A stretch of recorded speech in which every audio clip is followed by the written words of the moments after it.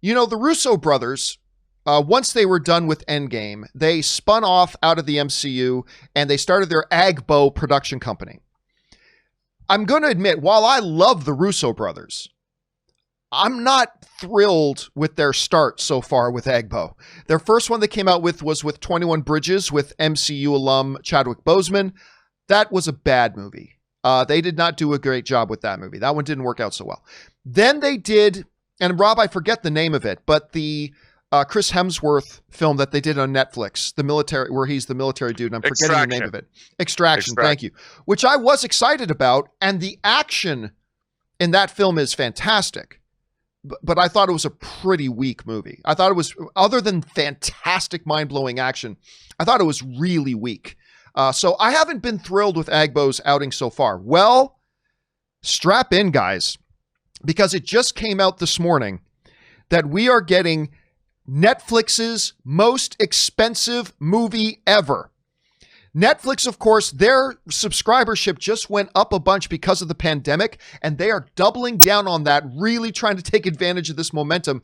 And they just committed $200 million to produce a new movie starring Ryan Gosling, another good Canadian kid, Ryan Gosling, and Chris Evans in an adaptation of the novel The Gray Man. Now, The Gray Man, if you think you remember the name of that, that's because a couple of years ago, there was talks about Brad Pitt using that as a vehicle.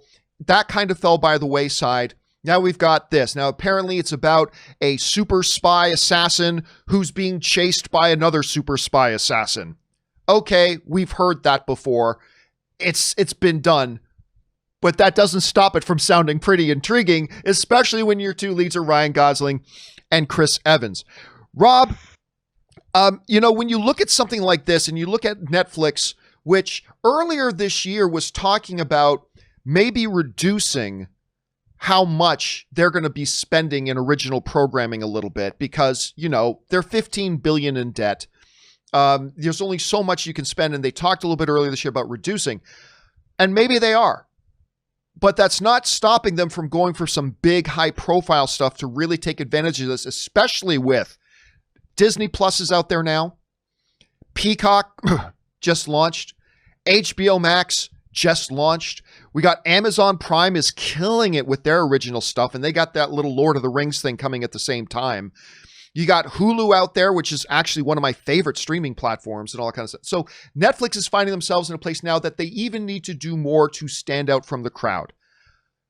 An action film that is a $200 million blockbuster with Ryan Reynolds. I keep saying Reynolds. Ryan Gosling and Chris Evans. That's a good way to do it. It may be a financially negative thing for them to do. Like they may end up not actually making money from this, but just it as a flag planted in the ground to say, we are serious about this stuff, guys. There's a lot of other options out there now, but we're serious about this original entertainment stuff. Come on in. It sounds pretty exciting. I'm hopeful because, like I said, I'm a big fan of the Russo brothers.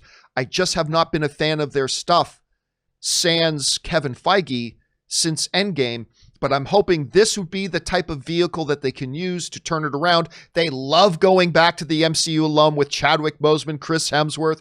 Now they're bringing in Chris Evans, who they have worked with many, many, many times. And they're actually going to be directing this one as well as producing. Rob, you hear about this Gray Man project. What are your thoughts on it? Dude, if it's anything like Captain America, the Winter Soldier, in terms of its action, I think this could be great. And what a cast. Who doesn't want to watch those two guys try and kill each other? I know that would be kind of fun for me. I'm sure it's going to be wildly entertaining. I still have to say, though, John, when I hear that they're spending this much money on a movie like this, I sure would like to see it in a giant IMAX theater, though. I mean, I know they bought the Egyptian theater.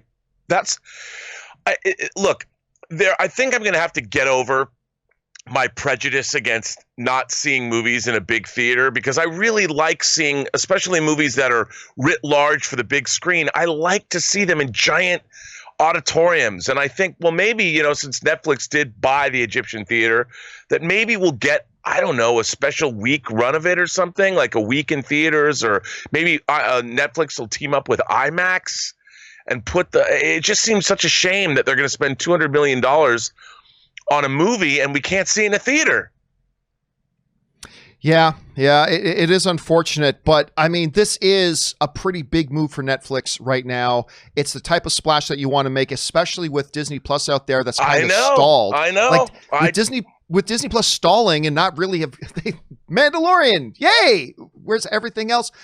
It's a good opportunity to take advantage of. So we'll see. Question for you guys is simply, what do you guys think about this whole move of theirs? Do you like this idea? Do you think this is bold? Are you excited for it? I know I'm excited for it. I want to see the Russo brothers get back to their form. Jump down into the comment section below and let us know your thoughts. All right, guys.